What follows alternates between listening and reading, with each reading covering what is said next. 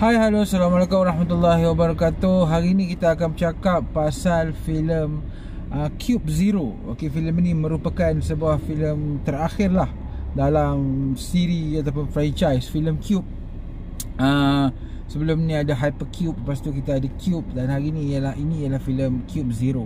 Okay, basically filem ni ialah prequel kepada dua filem sebelumnya. Okay, tapi aku akan ceritalah pendapat aku selepas aku menonton filem ni dekat Vudu. Okay, kita gunakan VPN lah untuk ni.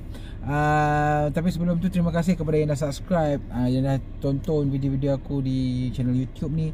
Dan kalau belum subscribe Suka Filem dekat page di Facebook, pergi like, silakan. Kalau belum follow Suka Filem dekat TikTok, okay, silakan berbuat demikian.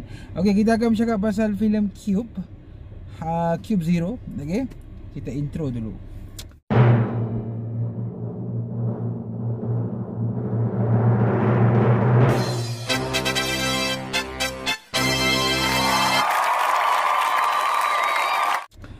Okey, Cube Zero ni merupakan sebuah filem prequel kepada dua filem sebelum ni. Okey, tapi aku tak faham juga kenapa diorang perlu buat sampai perlu prequel, dan aku rasa prequel ni bukanlah prequel yang membuatkan kita lebih faham pun pasal sequel pertama, filem pertama dan filem kedua sebelum ni.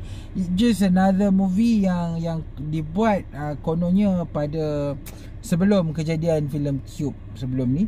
Cuma perbezaan antara Cube dan juga Hypercube ialah Cube Zero ni mempunyai cerita di luar daripada Cube tu. Sebelum ni, dalam dua filem sebelum ni kan, kita asyik tengok watak-watak di dalam Cube tu sahaja. Diorang cuba untuk keluar daripada Cube tu dan macam-macam lah. Perbezaan Cube 1, Cube 2, Cube 3 ni, design Cube tu pun agak berbeza.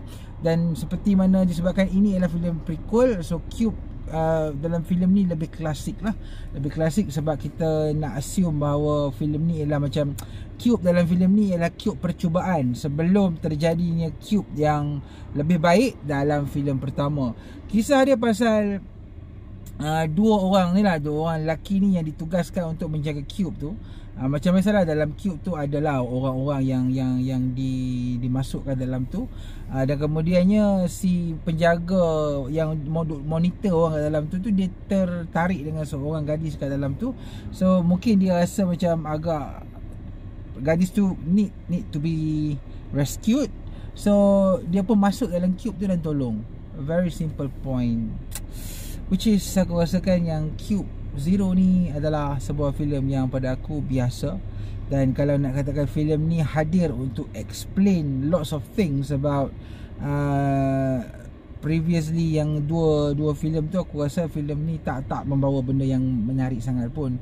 Cuma perbezaannya ialah filem ni hanya kita dapat tengok visual ataupun watak-watak di luar daripada Cube, dan at least kita lebih faham dengan lebih mudah lah berbanding dengan filem pertama. Aku rasa Cube ni dia lebih stick kepada filem pertama tu. That is enough. Dia macam kalau buat banyak-banyak macam ni, filem Cube itu sendiri mendatangkan banyak persoalan, mendatangkan banyak discussion between peminat-peminat filem. So bila dia keep on buat sequel dan kemudian sequel tu tidaklah membantu mana pun untuk menjelaskan plot hole ataupun benda-benda yang perlu diperjelaskan dalam filem pertama dan kedua. Aku rasa there is no need pun untuk trilogy, sebab watak-watak dalam filem ni ialah watak-watak yang baru, watak-watak yang memang direka khas untuk filem ni.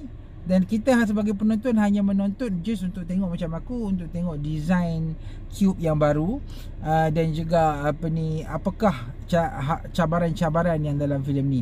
Aku rasa bercakap pasal cabaran-cabaran dalam Cube ni lah kan, trap dia, pada aku trap dalam filem ni lebih, orang kata lebih ganas. Okay, kalau nak bandingkan dengan filem Hypercube, pada aku Hypercube ni lebih comel. Aku suka design Hypercube lagi. Tapi kalau nak cakap pasal trap, Cube Zero ni ada dia punya design trap yang lebih ganas lah. Sebab mungkin disebabkan oleh peredaran masa teknologi tu. So Cube Zero ni berjaya untuk buat adegan ngeri yang lebih ekstrim, lebih cantik. Tapi so far daripada penceritaan, aku rasa there's nothing yang membuatkan aku rasa kagum, aku rasa nak. Sebab benda tu macam biasa sangat lah. Dan aku rasa there's no need pun untuk Cube buat sebagai trilogy. Okay, dan walaupun filem ni dah ada remake, tak lama ni tak silap aku, Jepun akan buat Cube ni, Cube versi diorang. Dan aku rasa aku pun nak tengok jugalah macam mana Jepun akan buat. Tapi for me, aku bagi Cube ni lebih kurang 3 bintang sahaja. Okay, so aku rasa aku tak ada banyak benda aku nak cakap pasal Cube ni, sebab filem ni adalah filem yang tak patut ada. Dan aku rasa it is a repeatable plot yang biasa, adalah kisah-kisah yang pasal karakter-karakter yang kemudiannya dia orang akan terpaksa survive dengan benda-benda tu. So it's repeatable tau. So benda-benda tu macam benda yang biasa. Kalau dah tak ada idea yang fresh, ada yang baru, kenapa perlu prequel and so on? Aku rasa benda ni tak patut ada kot. Benda yang biasa, benda yang pada aku Cube ni perlu lebih. Tapi yalah, cerita pasal Cube nak buat macam mana kan, cerita yang pasal dalam tu. So kalau siapa yang suka tengok interaction between karakter, dia punya, sebab dia filem ni banyak dialog tau, banyak dialog yang interact between karakter, sebab itu yang menjadikan Cube ni interesting. Go on, aku rasa mungkin korang akan suka. Tapi kalau orang yang nak tengok filem ni lebih kepada macam action, kepada thrill, aku rasa filem ni tak menyampaikan benda-benda tu lah kan. Benda yang macam tu macam kurang.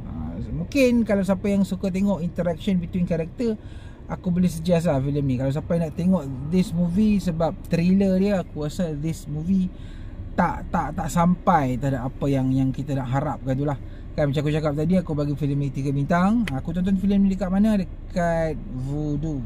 Okay, Vudu ni free sahaja, kita boleh tonton free, tapi kita pakai VPN lah. Okay, so itu sahajalah review ringkas aku berkenaan dengan filem Cube. Okay, kita jumpa lagi di review akan datang. Terima kasih. Assalamualaikum.